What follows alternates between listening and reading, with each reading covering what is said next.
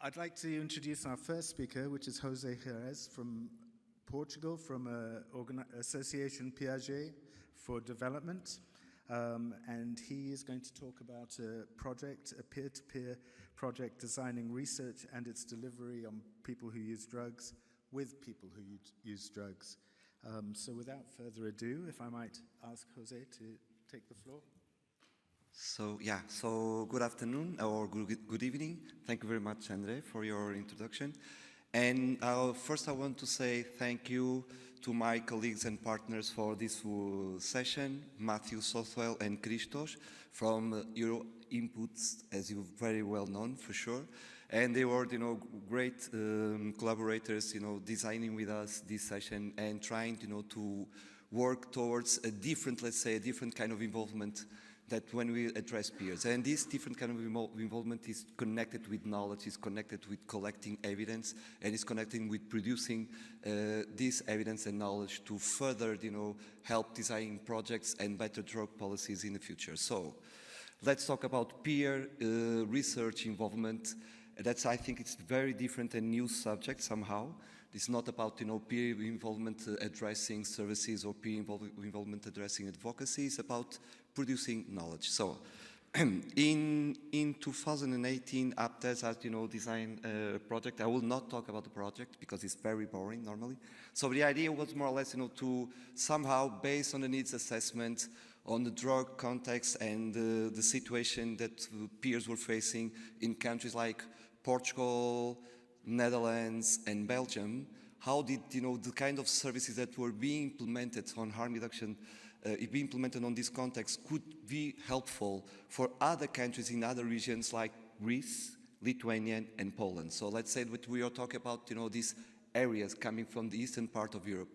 Somehow, we thought that maybe we could have, very good experience and best practice that we could transfer to these countries. But to do that, we designed a kind of project that was not a complete, not a closed system project. It was an open system project, something that was prepared to create new projects during this process. So the idea was, to collect these best practices, to collect the good information and valuable knowledge that could be transferred as in a training program to the countries or to the NGOs that were based in Poland, Lithuania, and Greece. Doing that, so we had, let's say, two main points that we should work. One of them, it was, how to design and adjust training program to these countries and who to involve in this design. So one of the things that we realized that literature and research literature, scientific literature is not enough to design adequate programs to the different contexts where people are using drugs or doing sex work and where some NGOs, community-based, are trying to deliver services and trying to tackle the problems of these people. So we needed a more, let's say, a more comprehensive and adjusted information and a more, let's say, connected to reality way of perceive the work that people are doing and perceive the needs of the people using drugs. So we invited, besides the professionals, we invited the people using drugs, we invited police force, we invited the small-scale drug dealers, we invited even some, let's say, politicians or decision-maker, local decision-maker, to come with us and to join us in this methodology trying to define this program. So this was more or less, a very simple, let's say, design for our research methodology. So that we have this needs assessment focus group that were, mainly it was based on this, working with these main different stakeholders that I was talking about. Then we have this scoping review, the go-along interviews that I will also address that, and the final focus group trying to validate the data that we were collecting during this process. So some obstacles, issues that we were facing during this process. One of them, it was a low participation of small-scale drug dealer in the focus group. So I think it's quite obvious why this happened.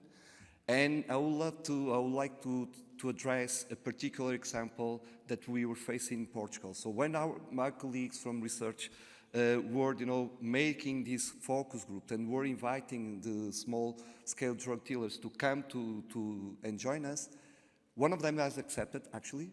And when he was there during the focus group and when he was facing the local chief of police force, suddenly he started to change, his behavior, and he no more presented himself as a small-scale drug dealer, and he started to say, "I'm a peer." And that was quite interesting because the police force, the local police force chief, he knew quite well that he was a small-scale drug dealer. So it was interesting to see this kind of complicity between law enforcement agent and between a small-scale drug dealer, assuming that it was possible to change his social role during this methodology process. So we find it is quite interesting from a theoretical point of view, but quite, let's say, difficult to deal with when you are trying to make some kind of objective, research. Because let's look at this. When someone starts to change his social role during an evaluation process, that means that a kind of information that person has to give to the group, to the researcher, is going to lose, because he will not be capable to talk anymore in a free way about drug dealers and about drug dealing, and how drug dealers could be also important stakeholders to tackle and deal with the problems of drug using in bad context. So it was quite interesting to see this and how to deal with this, let's say, transforming process during a research. And the other one, it was the low adherence to new methodologies, from some of our researchers and even from the people that were being interviewed. So the go-along interviews, as some of you know for sure, is, this is kind of a process of interview that you go to the natural context where the actor is, is living or is performing, and somehow you need to collect information that is coming from his, from his words, but at the same time, the other kind of information coming from the context, like the signs, the symbols, the way he behaves, the silence that are, in the context, and so on. And it was interesting to see that in Portugal, for example, once again, João Santamaria from GATT, he is an amazing peer. We love very much to work with him. He was completely comfortable with this, methodology, and he invited the researcher to come with him, and he was leading the process of the interview, because the go-along interview is also based where the person that is being interviewed, let's say the object of the research, became the main actor and is leading, all this methodology, all this collection and collection information. And João was completely, let's say, easy with that. But a lot of peers, a lot of professionals, even in other countries, like the Netherlands, like in Antwerp, in Belgium, they were not so, let's say, easy at all with this kind of situation. So they will prefer the basic classic interview where it's face-to-face in a room with full of silence and so on. So let's say that even sometimes the researchers, the professionals, or the people that are being interviewed, they are not prepared to go for new methodology, new approach. So we could say also that, for example, people could be shy about their environment and context. People could, not want to show everything where they are performing. So maybe there are lots of things that we need to think about that. So the other one, it was the lack of representation of important networks or stakeholders, during this process. So let's say, for example, that in Poland or in Lithuania, police force, law enforcement, they didn't appear at all. And I think also in Greece, they said no to this methodology. So once again, we could say that the moral position and the ethical position that people are assuming in their, normal life conditions, they tend to bring that to research, and they tend to behave as, once again, as opponents. So they not see themselves as a kind of contributor, a partner that could, increase the knowledge that we have, that we want to have about a certain situation or certain phenomena. So they still stay on their, let's say, prejudge, on their stereotype about their social role. So this is quite interesting also about that. So finally, one of the things that one of my colleagues that was doing, this scientific scope review literature was facing, it was the lack of these exploratory designs of cooperation process. So what we mean by that is that normally in this kind of ethnographic and anthropological approach, there is a lot of collaborations, complicity between different actors. But normally the papers doesn't show this process. They go for, let's say, for the objectives, they try to describe the phenomena, and they talk about methodology in a very, let's say, dry way, and then they go fast to the conclusions. But they never, let's say, take some time to explain what was the process of cooperation between the different stakeholders to produce that kind of knowledge. So I think this is some of the concerns and issues that we want to address in the future research methodology. And I think we could, if we could tackle this one, maybe we could produce more objective and more nutritive, research for further projects. So finally, I think I'm getting the 12 minutes, maybe? Okay. So I will only, take like 1 or 2 or 3 main conclusions from the entire project above, behind or beyond the research thing.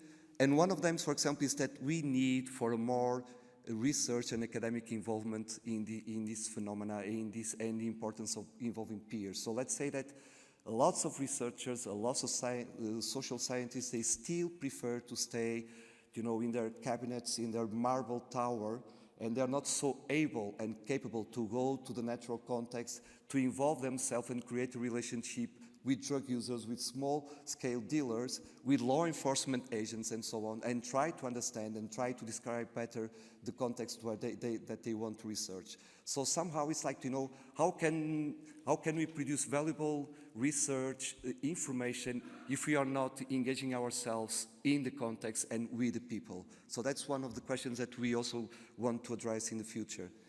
The other one, so I think is connected with this one, is to see and to give the importance to the local community. So local community has a very important role to validate all the process, building up research and building up, research, that's. So I think that we cannot design this kind of research, methodology without taking into account the local community. And I'm talking about, even the neighbors, the families, even the teenagers. They should become called, for this kind of involvement and trying to explain them what were you trying to do there, So that's something that we are also, trying to tackle down in the future. And finally, let me see. Well, okay, I can say that also communication.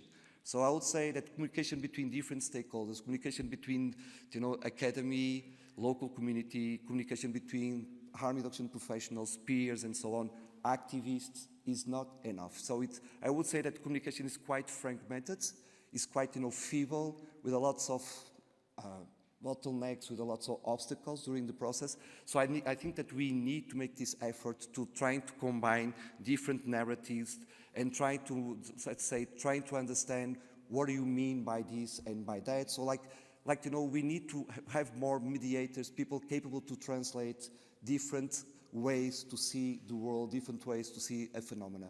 So this is more or less what I have to say. Thank you very much.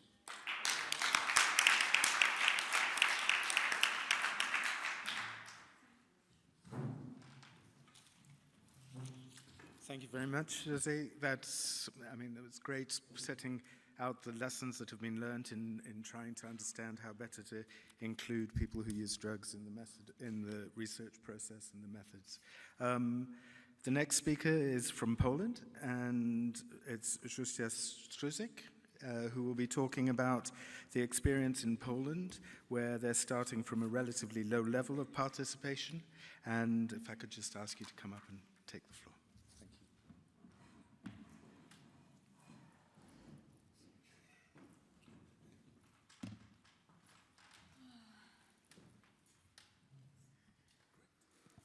Awesome. So welcome everybody. I'm very happy that I can be here today with you. I hope that you can see me, because usually this equipment is not adjusted to small people. But I hope that you can see me. Anyway, so my name is Justyna Struzik, and I am a researcher from Jagiellonian University in Kraków. And as you can see here at the first slide, I put 3 different names mine, but also the name of Magda Bartnik from Precursor and Marianna Iwulska from Polinput.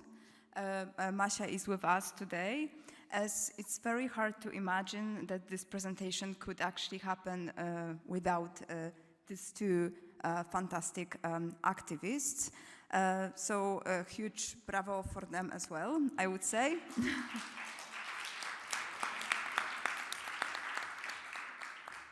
Okay, so and before I start, I just want to make some short comments.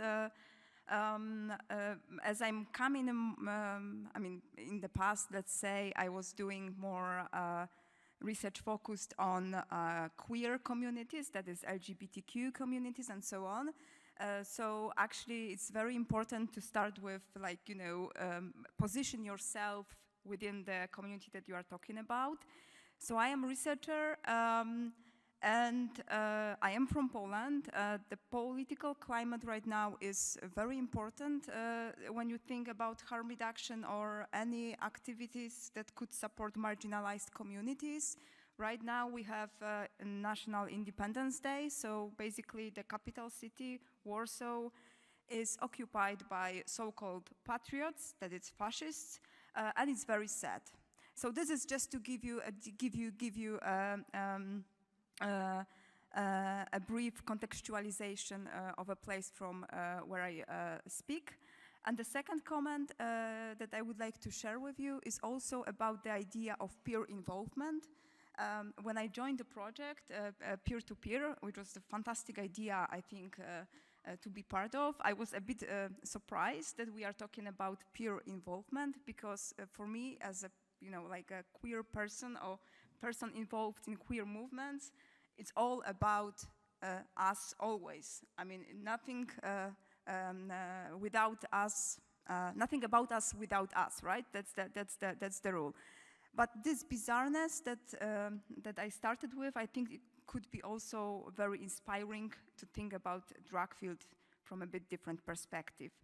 Okay, so let me just start talking about Polish experiencing. Okay, now I will use this fancy equipment. Yeah, it works. I'm going to share some meta reflections, I would say, from our action that was organized in Poland, actions or activities that were actually focused on peer involvement in Warsaw. And I use, let's say, two different resources of knowledge. The first of all is, of course, Peer2Peer project that was already introduced by Jose, and in which three of us, that is Magda, Masha, and me, we were involved.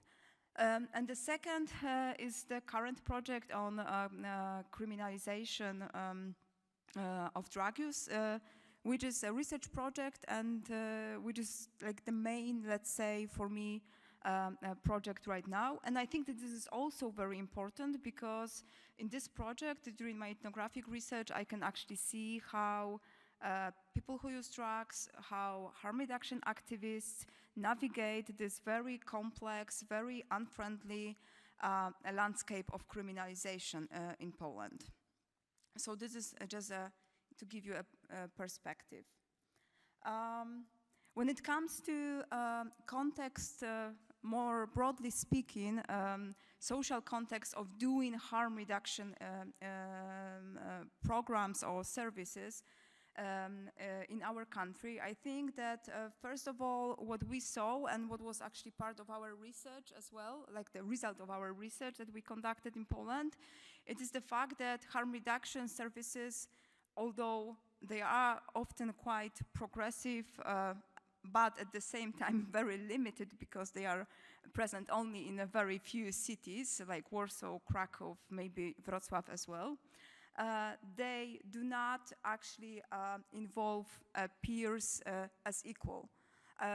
It means that, of course, there are some programs, there are some activities in which peers are involved, but there is a huge difference when it comes to activists, harm reduction activists, their position within the organization, and people who use drugs. So this was the our, let's say, the first diagnosis that we find very unfair and surprising, and we wanted to do something about that, right? The second thing that I think should be underlined is that harm reduction activists can also be biased, can also have a lot of prejudice against people who use drugs, even if they are very progressive at the same time. And this is, of course, a result of the constant war on drugs that we deal with in Poland since, let's say, at least the end of the 90s of 20th century. 20th century, I guess, yeah.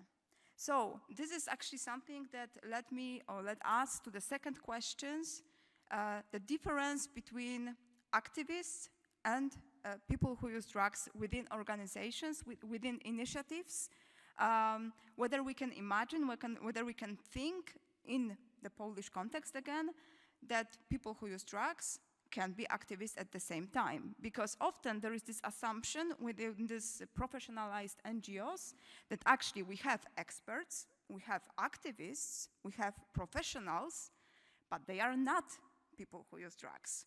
So that was actually very, I would say that this was the moment when we started to realize that this is very wrong approach. I mean, that we need to do something about that. Our goal was to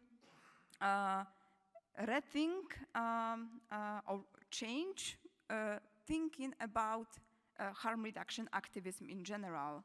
In this way that we could involve peers, that we could involve harm reduction activists, that we can involve people who use drugs into organizations. And this is also something very, very fascinating for me, because actually the question that I had in my mind since maybe very few years was the question about drug users movements, or movement in Poland, whether we had any movement led by people who use drugs. And as you can see, there is a question mark in this presentation because, of course, we had some initiatives, but basically speaking, we did not have drug users-led movement in Poland. And this is something that we don't have time to talk about that, but I think that this is a fascinating question. Why? Is it because of the criminalization? Is it because the abstinence-only approach being so popular? I think that this is something that we want to maybe try to answer in future. And another context that I would like to share with you, or just to underline or remind you, or probably you know about that, is of course criminalization and narcophobia, and how they actually situate or position people who use drugs in this entire context, and how they influence their vulnerability, how they frame their subjectivities, how public institutions, healthcare institutions, lawyers, those that are supposed to be there for people who use drugs as citizens, how they see this particular group. And narcophobia, it's just a term which is very popular in Polish public discourse, and with which I agree to some extent. We do, in fact, are a very narcophobic society.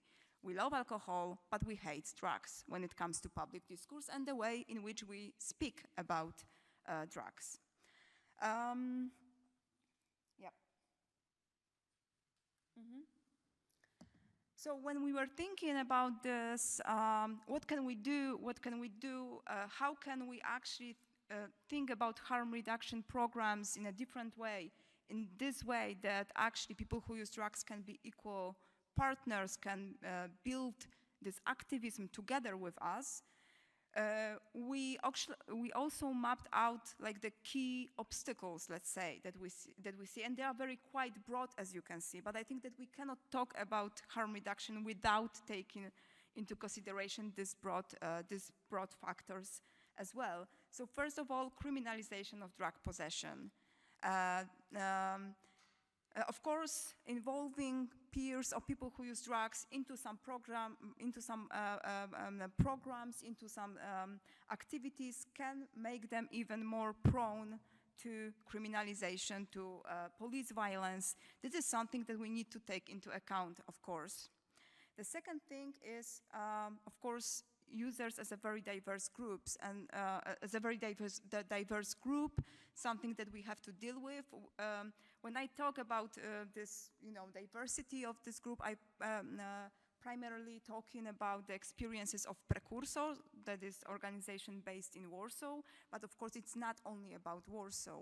So first of all, for example, we see that we have these unreachable communities, or maybe difficult to be reached out communities, young users with whom we are not very much in contact, migrants, there is language barrier, but also they are very much afraid to be in touch with any institutions, not only public institutions, but also NGOs, because usually they are in Poland, some of them at least, illegal or without documents. And of course, we are also talking about, and this is specific to Warsaw, about those drug users communities that are located outside of Warsaw. And this is something that we find, this particular population, we think that are crucial. When we think about peers' involvement, we think that actually peers can be very much in help in this context. And I put the last very broad context in here, obstacle, political climate. I think that we cannot forget what is going on in Poland right now, and I will talk about that in a minute more. So our key recommendations, and this quote is actually from Masha. I think that this is from Marianna Iwulska, who is with us. This is a very beautiful quote that shows that if we want to really think about people who use drugs as equal in doing harm reduction, we need to start to see them as subject of rights. And also, Masha in this quote is saying that also people who use drugs have to start perceive themselves as subjects of rights. And this quote is very powerful, so I will read it. It all started in 2006, so it's quite old story, right? When Stein Goossens was invited to Kraków by Monar. I went there for a meeting together with my friend Jay, and we learned from him that drug users can organize themselves. It was unbelievable. It was like LSD, like opening my eyes. Users of illegal substances can legally organize themselves and demand their rights? Do we have any rights? It turned out that some of us were already thinking about that. People from the anarchist community who knew how to consociate. They already had some papers ready to submit. At the beginning, we did not know how to do it in the association. People were backing up social support for the users. We also had support from Monar and from a doctor from a local substitution program, Dr. Mai. But users' involvement varied. Some of them wanted to stop taking care of this junkie business, as we used to call it. With time, we all split up. But this quote is very, very powerful, and I think that, I can see. And I think that this is also very much crucial, that we need to start thinking about users as subjects of political rights. Maybe for some of you it's very obvious. In Polish context, it's not that obvious, as actually it was the only organization that was led by users, and it was in 2006, and since then nothing has changed. So Our recommendation is, first of all, to support self-organizing strategies instead of professionalized representation. And one of the results of this peer-to-peer action was actually PolInput, an organization of people who use drugs from Poland. And huge brava for them, I think they deserve it.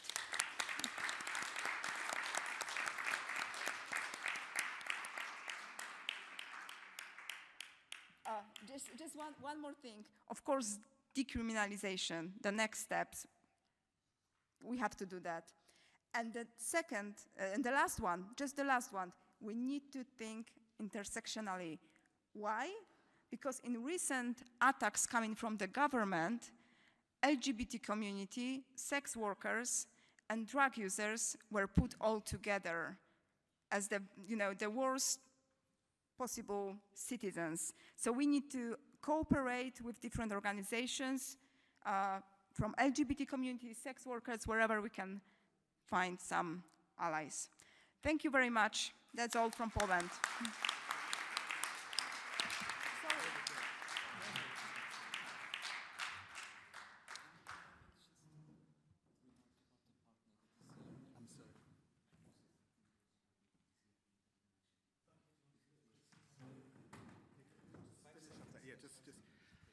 I just wanted to, first of all, thank Justyna for a very, very interesting presentation, looking, first of all, at the difficulties that were experienced in trying to develop peer involvement in research in Poland, and thankfully also pointing towards some of the solutions. Before we move to the next speaker, Jose just wants to make a comment. Yeah, it's quite fast. So I want just to underline the participation of our colleagues from ASUD, and in particular Miguel Velázquez. That was also a very important, not an actor, a key actor for shaping, the training programs to work then with colleagues from Poland, Lithuania, and Greece. So thank you very much, Miguel, for your work also.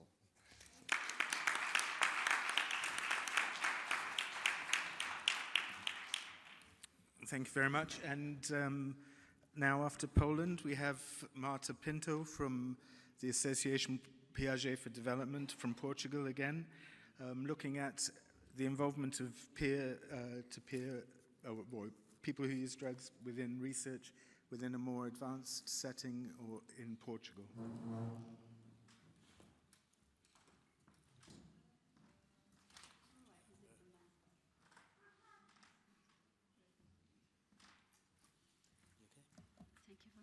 very much. Where should I? That's forward. Okay. That's back. That's the pointer. So, hi everyone.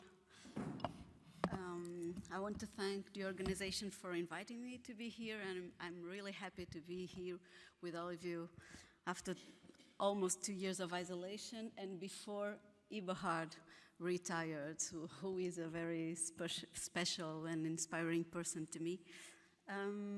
So it's very special to me to be here.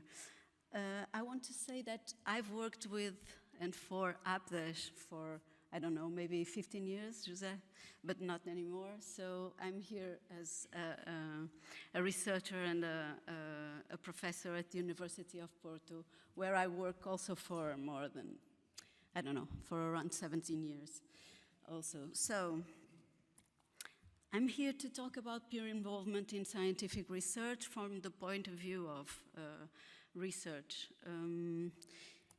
And I just wanted to share some ideas, not certainties, ideas.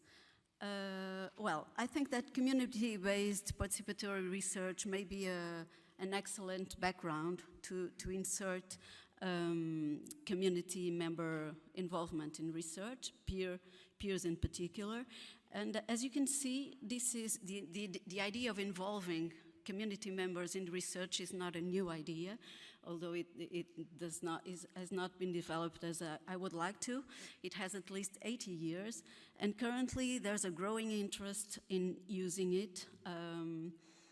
But I wanted to underline that it's profoundly linked to, I'm sorry because did a mistake here. It's profoundly rooted in the idea of social change.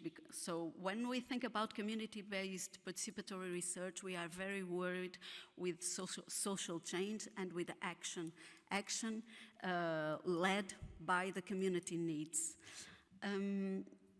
So it's a community-driven science. I would like to underline some of the fundamental traits. It's a political process, and please take in consideration that I've highlighted the political side of this scientific production, which involves lay people in theory making and is committed to improving social practice while it aims to establish self-critical communities. As you can see, this is a quote from 1997 already. It's an old quote. It is a co-learning process to which community members and outside researchers contribute equally. It aims to get a fair and adequate balance between participation, research, and action. And I would like to underline also that it is adaptable to all kinds of research and not only social research, okay? And I'm sure that for many of you, there's nothing new about participative research, maybe because in harm reduction, we are very familiarized with the principle of nothing about us without us, but it's still a very new framework for more classic clinical research settings that I know very well, for example, related to COVID-19 or tuberculosis, and we must disseminate this idea also behind or forward besides drugs and sex work. Potential benefits, only some of them. Research questions may reflect better the issues of real concern to community members, so we may do more relevant research, and this is an ethical issue. It improves the quality of the studies. It fuels community and peer empowerment, for example, through stimulating self-confidence and employability skills.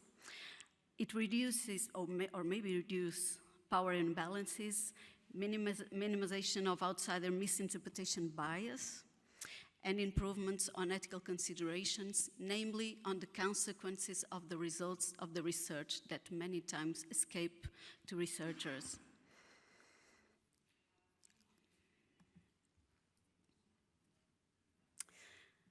Just some examples of how we can involve peers and community members. I would like to mention member checking, which is considered to be a good practice when we end a study and present the results to members of the community to ask for their appreciation of the results and on their adequacy, and we introduce those recommendations or comments on our final scientific products.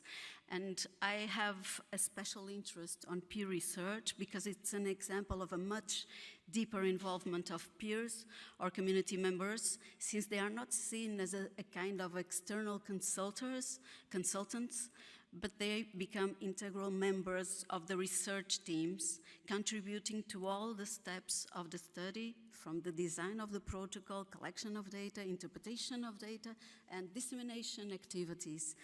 They become really co-researchers, okay, and co-authors. 3 examples that I'm linked to. Peer-to-peer has already been presented by José. I was one of the co-authors of the methodology and of the proposal. Thank you so much. I really need your help. Could you? This is spoiling my presentation. Too many things for a small head. So, and a small woman too.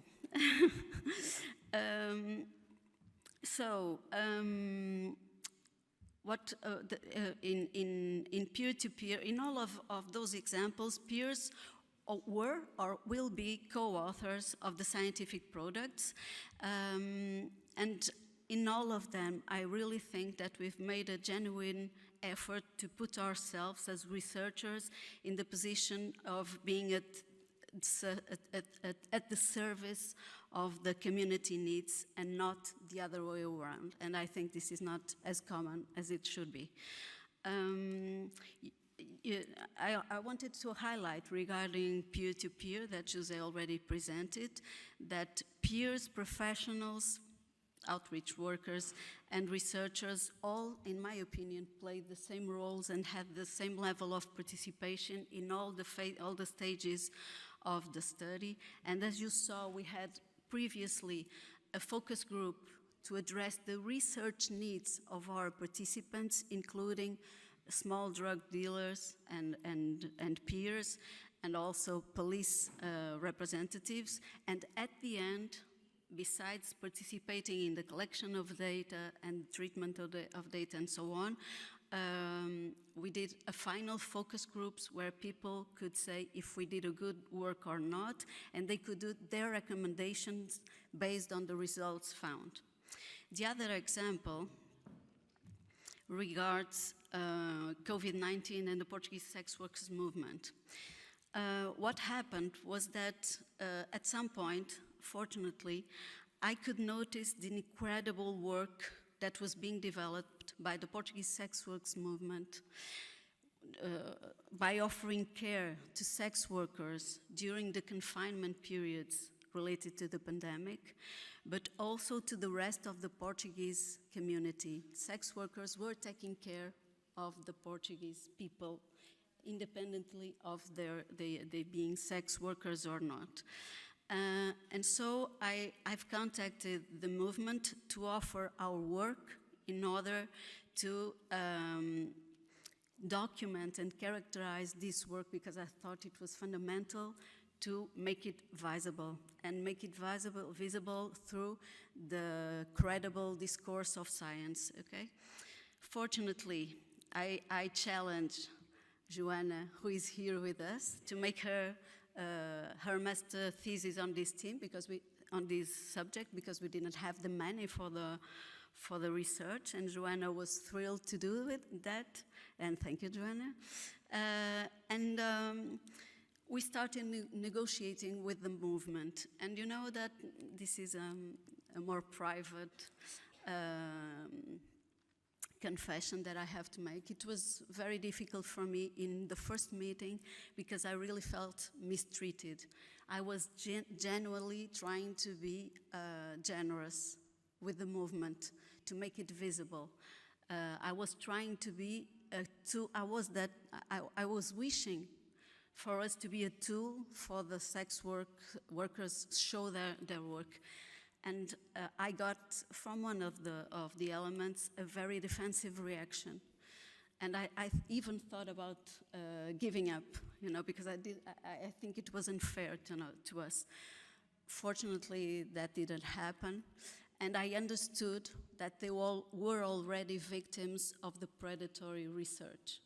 Okay, so I understood that I got the reaction that people get from negative previous experiences. And we worked together, mostly Joanna, who worked very hard, and I think we did a very beautiful work together. They are now co-authors. I have to tell you that they were supporting hundreds of people in Portugal, and I hope that this major work comes to visibility. And at the end, the third example, I am still working and designing with EuroNPUD, the Mozambican Association of People Using Psychoactive Substances, to perform a study. And what we intend to do is to train peers to go along interviews and participant observation in the field, and they are participating in the design of the study. They will participate in the data collection instruments, of course, after training and with our technical help, because they will be the ones collecting the data in the field in Mozambique. Once again, they will be the co-authors. I'm already ending. I don't know how time do I have. Okay, I'm finishing. Just for discussion, some statements. Scientific production is not socially, ideologically, or politically neutral. It is considerably determined by those dimensions as well as it simultaneously impacts them. And this is one of the reasons why some studies and their results may be harmful and truly harmful for the communities they address. For example, when they reinforce stigma of oppressed communities. And in my opinion, the best thing to do is not to deny this, but to acknowledge and to deal with this and to be transparent.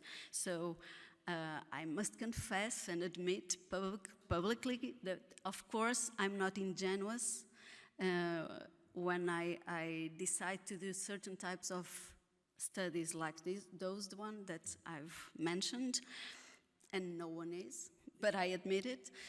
But please don't misinterpret what I'm trying to say, because I really do my best to be neutral and rigorous in the way I perform my activity as a researcher. But the chosen subjects are not ingenuous because of these implications that science has. Also, scientific knowledge has come to be constructed, socially constructed, as the most valid one. And I think this must change, because we have equally precious and valid forms of knowledge that we must value, like the lived experiences. This cannot be an hierarchical relation. Also, we must acknowledge that we face system obstacles to involve peers in research. I felt some of them very clearly, such as sustainable and fair funding for their collaboration, for their involvement, or as the opposition of ethics committees regarding monetary compensation for participation. And I understand this worry, this preoccupation, because, and it's even already described in scientific literature, because people who face difficulties and disadvantages may feel coerced to participate in studies that they believe will be harmful for themselves and for their communities, and that this cannot happen. So I think that the best guarantee that we must give people for them to participate and be remunerated for that is to give them the real chance to change the studies according to formats that they feel that protect them and are not violent over them. So I'm gonna finish, 14 minutes, okay, 1 minute to finish. So we must be very careful with predatory research. This is a consequence of the industrialization of science. And be very careful with the unbalanced power dynamics between peers and researchers, and with peer disempowerment.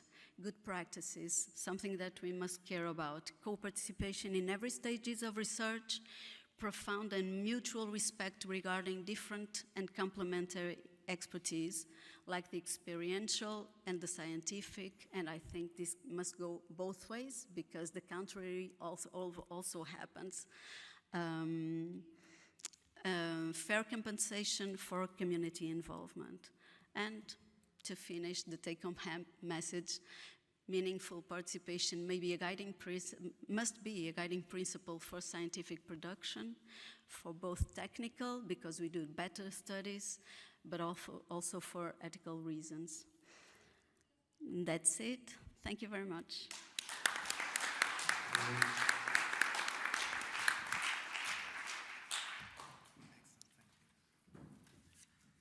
Thank you, Marta, for reminding us that community-based participatory research takes place within the context of social change, and that some of the issues that you experienced when introducing this into your own research. Could I just ask, is somebody, we keep on hearing on the front of the stage, there sounds like somebody's playing something, we can hear some talking. If you could just turn that down a bit, if it is, or it might be coming from a different room, I'm not sure.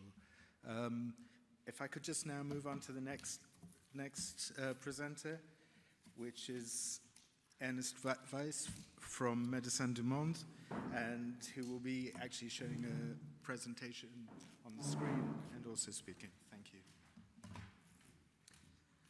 Thank you. Thanks for having me. Don't know about you guys, but the last conferences I joined from my pajamas, so this is a step up, right? I have the questionable honor to be probably the last presentation of the day, so bear with me. But I'll show a video, so you know, don't pay attention to what I say. There's a video following after. Yeah, my name is Ernst. I work with Médecins du Monde. We're an NGO implementing harm reduction in France and in low middle income settings. And when I say we implement, in reality, it is our peer workers in many places that are in the front line implementing harm reduction, while us managers sit behind our desks and watch YouTube videos or something, or I don't know, whatever manages to. But no, look, seriously, we work with peer workers in extremely complex conditions. They work in conflict zones. I don't know, some of you joined this morning session also about peer work. We again heard about the amazing frontline work that you guys are doing. It's really incredible. So, you know, let's be honest. If you work in really complex areas and you are identified as a community member of sex workers or people who use drugs, life is never going to be made easier on you, right? So I've worked with peer workers for quite a few years, and the truth is that I messed it up so many times. It's something very easy to say, but to actually do it right, it's not always that easy. And I can't count the number of times I called Matt when I messed up again to get some advice, and I think secretly he invited me just as a payback for that, for all of that. I came to realize there's quite a discrepancy, at least in my perspective, between what we say and what we write in our reports. And you know, we all know what to say in the meetings, right? We all know what to put in our proposals and how to report. We have the language. But when it actually comes to it, it's not always that simple, and I think we mess up a lot. So that realization brought me a bit on a journey. I think it's quite a few years already that we started to look a little bit more internally in our own organization, and Matt helped us. Wow, that's 4 or 5 years already ago, I think, something like that. We tried to bring everybody together and talk about what are the challenges and what should we be tackling and what should be working on. And that brought us then on a journey later on. In the beginning of this year, we organized, together with COACT and EuroNPUD and EuroNPUD and the International Committee on the Rights of Sex Workers in Europe, we organized a range of community consultations. I think there have been 15 consultations in 12 countries, and the feedback, frankly, I still remember it. It was such a powerful moment. I still have goosebumps of everyone around the world talking about the same challenges, the things that we already know that are so difficult to be a peer worker, and how institutions should better protect them, and we should really step up on this matter. Based on these conversations, then we organized a workshop. We tried to invite the usual suspects and the UN agencies and the international donors. And I realized that we were onto something when we tried to invite a small group of people, and we kept, you know, getting in requests to have more people joining the meeting. And I thought, you need to be a little bit crazy in these times to ask voluntarily to join another Zoom meeting. So I thought we're really onto something, and we really need to push this subject further on. So yeah, this is where I get to. The video is trying to capture that conversation. It, on one hand, brings some of the challenges that all of you peer workers brought forward, and then the second part is trying to capture some of the recommendations that we need to collectively work on. So yeah, before we start the video, just 3 tiny points. Look, I'm standing here, but I'm definitely not standing here preaching, you know, how it should be done. Our organization is part of many, and there's so many things that we need to improve and continue to improve, and we're far from being at the point. Secondly, I know the conferences are not supposed to work that way, but I also have a question to you guys. I feel this is an unfinished conversation. There seems to be a lot of momentum to talk about peer work, to improve peer work, but I do feel that we are not quite there and we're a starting point. And I would love to hear if you have any ideas how to push this further on the international agenda. Because, okay, we are at the stage now, but we need to fix this. We're not good enough, nowhere good enough. Last point, we didn't have the budget for an actual proper voiceover.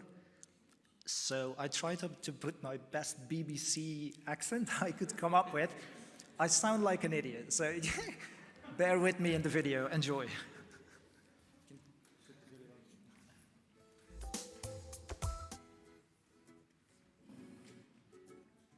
Peer work has been increasingly recognized as the most efficient model of intervention in harm reduction programs. Peer workers' expertise and engagement within the community is invaluable in delivering outreach and ensuring access to services. Despite agreed language and recognition of peer work in international guidelines and reports, the reality is often much more challenging.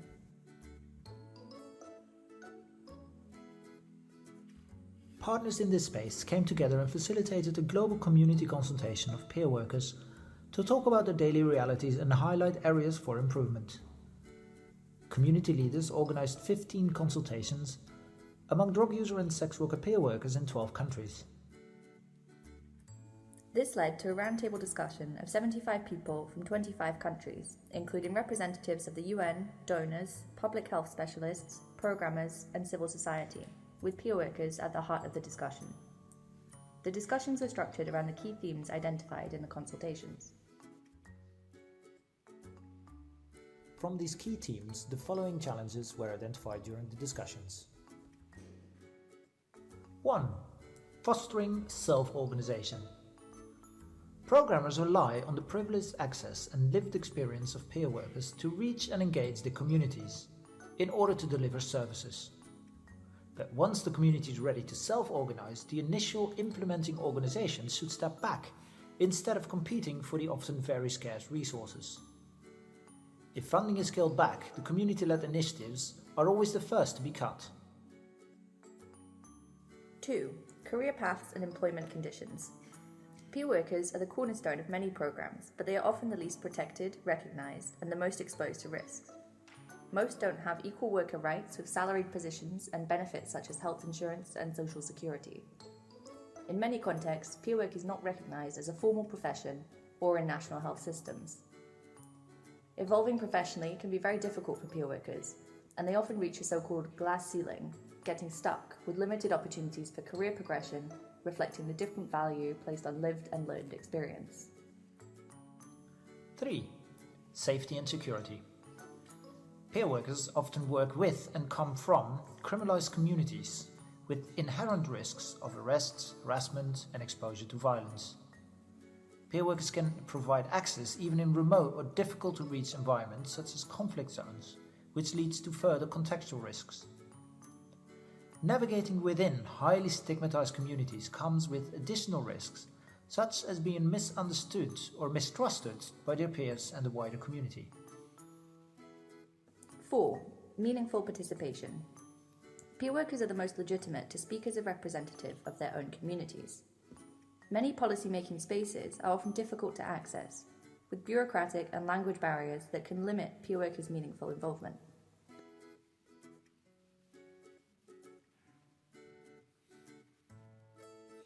To alleviate some of these challenges, 10 key recommendations were identified. Peer workers must have the option to do more than just service provision. They should be encouraged and actively supported if they wish to self-organize and/or take on a representative role for the community. Those working with peer workers should respect this journey and take great care to foster their independence, rather than misreading this as a threat and competing in this space. Lived experience and privileged access should be recognized skills in job descriptions and human resource frameworks. Peer workers should receive proper induction training and should be offered ongoing opportunities for career development and progression, including into other professions. Training priorities should be agreed in consultation with those delivering peer work. Peer workers must receive fair remuneration that corresponds with their level of engagement and responsibilities. They should have the opportunity to progress towards the same benefits associated with a salaried position, such as health insurance and social security. The inherent risks associated with peer work must be mitigated through proper training, protocols, and risk management. Organisations must have clear processes in place for supporting peer workers if they are injured or arrested. When engaging in community work, we must build the capacity and sensitise other actors such as police, religious leaders and health officials to create safer and more collaborative working environments. The role of peer workers should be understood by all stakeholders, including within their drug using or sex worker community. Strong effort should be made to ensure peer workers have equitable access to local, national, regional and international policy spaces. This should be facilitated by stakeholders at all levels.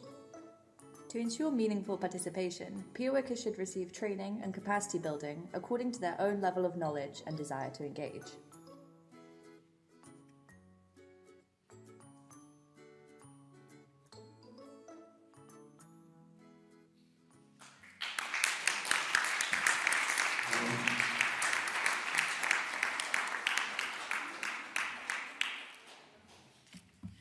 Thank you very much.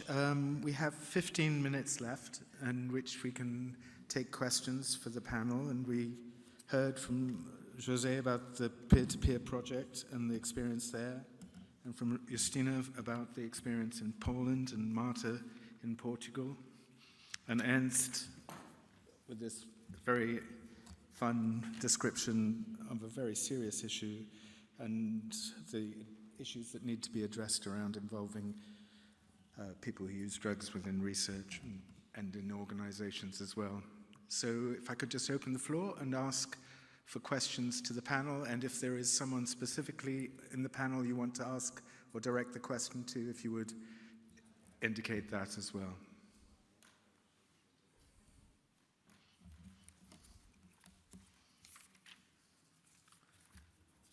Thank you.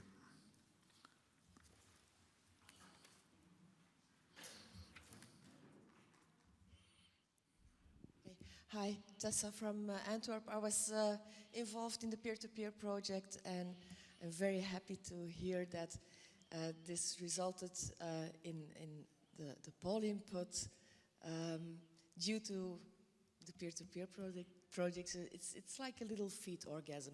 But I was wondering, José, what about the other cities? What about Athens and what about Vilnius? What are they doing with, as a result with the Peer2Peer project?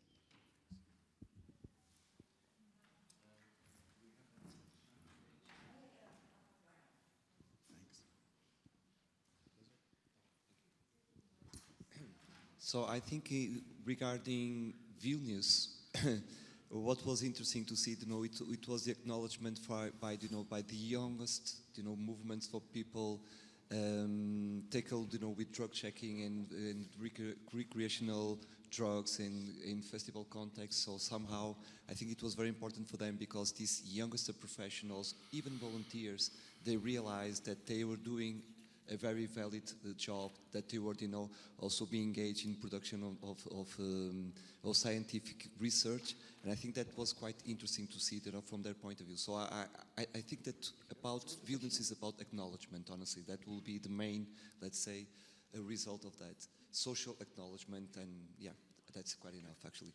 And from Athens and Greece, I think there was a little bit more problematic, because they tried to push forward the peer involvement agenda, not only from research perspective, but also from delivering services, and also from activist position, political attitudes, and I think that peer-to-peer project was a kind of, let's say, between an obstacle and let's say, disrupted point. So let's say that something changed in Athens after this peer-to-peer project. I think that at least it showed up in the political agenda. It showed up also inside the NGOs, harm reduction community-based organization, that something was wrong there.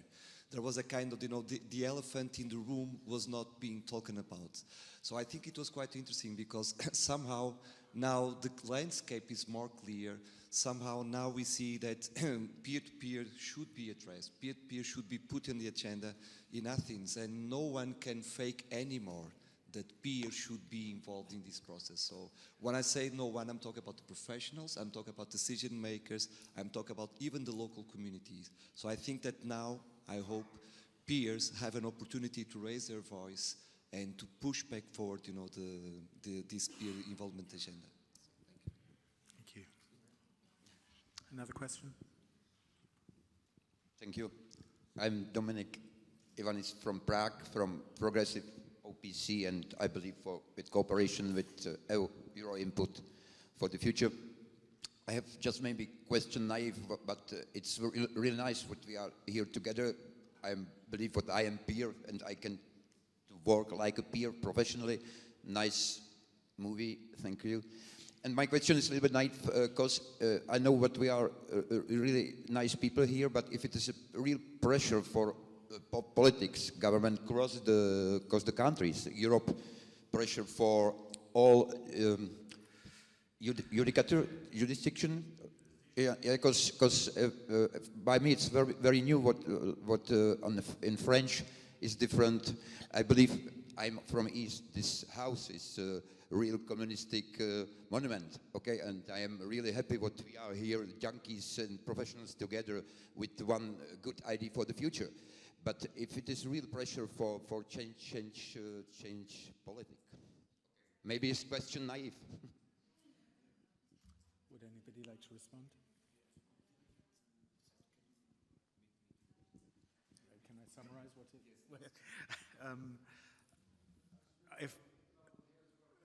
There's one of the gentlemen there and there. Do you want a response?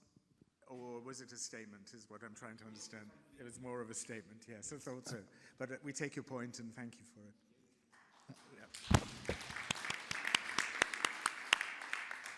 Yeah. I wanted to ask the researchers that are you taking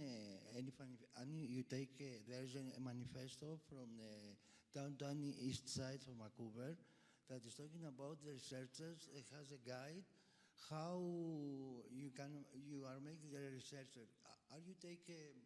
Are you advise any kind of document when you make any research from the drug user's perspective?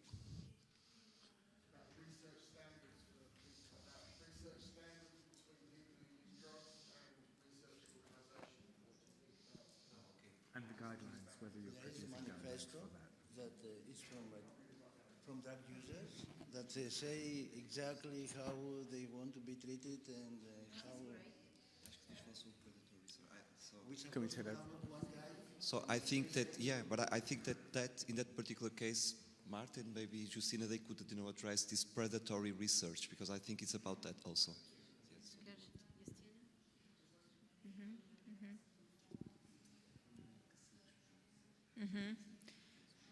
I mean, I'm not sure if I get the question correctly, but I think that I always use this approach. I mean, there are so many different approaches in research that it doesn't matter how actually it is called, but it's hard to believe for me as a sociologist not to take into account the guidelines, I don't know, any kind of recommendations coming from the group that I work with or research, right? Or we don't even say that we do research on something, but rather with somebody, right?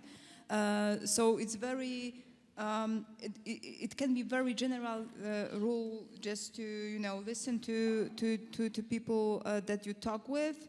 But it could be also very detailed. So, for example, the people that you talk with have access, of course, to the transcription or whatever. They can always say no during the research. They can say no, even no, I mean, like in the sense that they can withdraw from the project, even if the project is closed. So that many different rules. I mean, I don't know whether I heard your question correctly, but Yeah.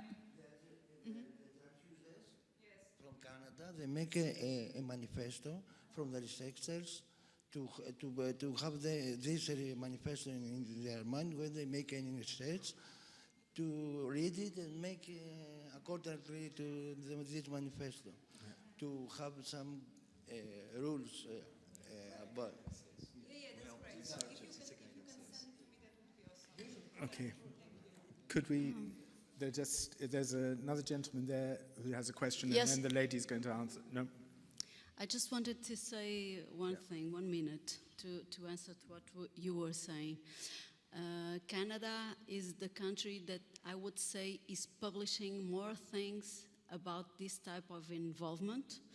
And inclusively, I remember of one article that did a study on the perspectives of peers involved in research, and where peers could speak about all those things that are worrying you. This manifesto I didn't know it, so thank you very much. If you could share it with me, I would really appreciate. I think we can work together. This is your manifesto, we can make ours and make share documents, okay? And I think we can intentionalize something together in order to put you working with us. How do we improve this in practice? I would say that I'm learning my way as a researcher that tries to involve peers, because it's not intuitive, and I can assure you that I'm paying the price for that, because we don't study what we want and how we want without paying a price for that. Of course, in academia, I will be dealing with pressure of my peers that think that this should not happen, okay? So I need your help also to make me credible, but I work in harm reduction, I've done outreach for many, many years also, and we've made a great way in those 2 or 3 decades in conquering a place. So I think we can do this in research too, but we must be together. How can we improve this?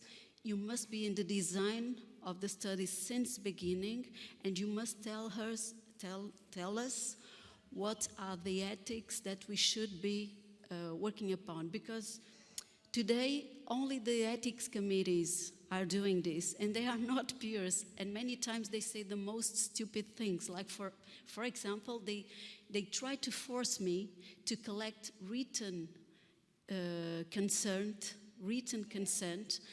on studies on people using drugs, and I ask them, should I ask for someone in an anonymous study to sign a paper saying that this person is participating in the condition of peer work? Does this make any sense? But I need your help also to discuss this, you know? So let's work together, let's be in touch. Just one sentence, because I think that this is also important. Academy, universities, or whatever, they do not have monopoly for production of knowledge, right? And the knowledge can be produced in many different communities, many different spots. So, you know, if you want to do your research, please do, we will definitely help you. I mean, if you need this, because we don't have monopoly, and we cannot have it. We cannot, yeah. May I just ask? What? Yeah. No, I think that another thing, you know, is how academia is organized, you know. So if you look toward academia, it's based in a very strong competition among researchers. So, and with that is based also in the tension between, you know, power and you know, and trying to dominate and trying to be, you know, the only one, the prominent author, you know, is going to produce the knowledge and the truth about a certain phenomenon. So I think that we also need to advocate to change the cultural, you know, internal system of academia. So because we cannot still continue to produce knowledge based on competition, we need knowledge based more on participation, based more on a more democratic, you know, and equal access to information and to the production of truth. So I think, so some of the authors, they are talking about the cognitive capitalism. So it is also dominating, you know, the idea of research. We are cognariate. I don't know if we say that, if that's comprehensible in English. Cognariate. We are working in the industry of knowledge production, and we need you to make more quality studies. Could I just ask? Yeah, there's a couple of other questions there. But we're running out of time. Can I just ask, before I move to the next question, did you want to make a final comment on this topic? Yeah. Yes, I just have one question. I'm curious because we are talking about how important are peers and what others has to do to work with peers. I am asking as a peers because I found today some people who are saying they cannot work with peers. I want to ask you as a professional, what you think about it? What are your experience with working with peers? And do you see any obstacles? And if so, what are the flaws of the peers? In what we should make it better to be more like, we need a dialogue, yes? We've said what we want, what we need. We are expecting you to say us what you want.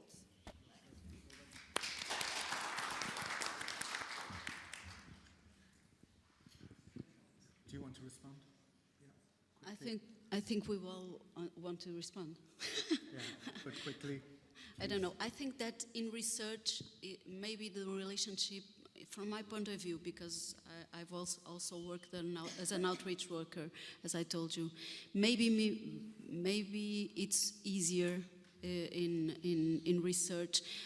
For example, my PhD was with young adults who did drug trafficking and acquisitive crime in a regular basis, and I had to stay 6 years with them. And I'm a woman, and that's a very masculinized world. And at that time, 15 years ago, it didn't occur to me to do peer research. I had my informants and intermediates, but the study would be much, much more easier for me if I had someone working with me, you know? I would suffer a lot less than I did. So far, so good. That's what I have to, and I'm being truly honest. So far, so good. Very quickly. I mean, relations are always, or can be complicated. Some of them can be solved, some of them probably not. But for me, the biggest obstacle right now is regarding the funds. If you work with peers, you should pay for their work. And for example, you know, paying peers without collecting data about them in the era of GDPR, I think, that's the name of the regulation, it's quite complicated. It's very risky, especially in the authoritarian country.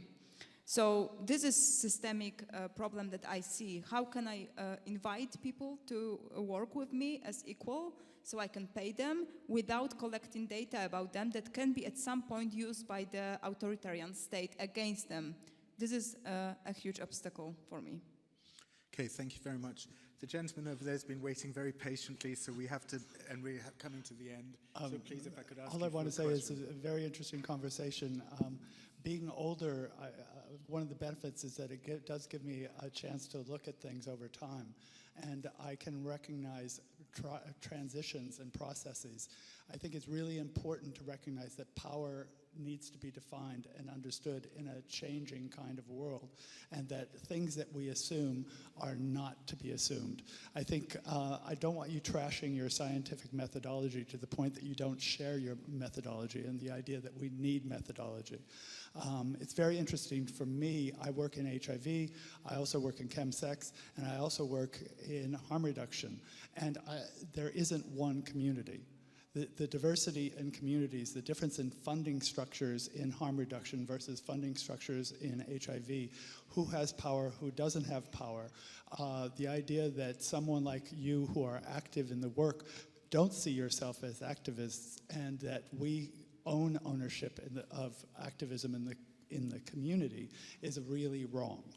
You know, if you're getting involved and if you're helping making change, you're being activists. If you're holding a role in the community and are a gatekeeper, you're not being an activist, you're just holding a place. And so I think it's really important to encourage candor, humility, and transparency amongst us all. Thank you. Thank you very much. I'm afraid we've run out of time, but I'm sure you'll all join me in thanking our speakers today, who have been exceptional.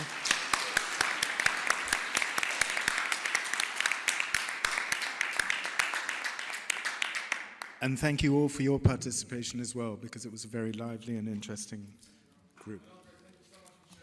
No problem. Thank you.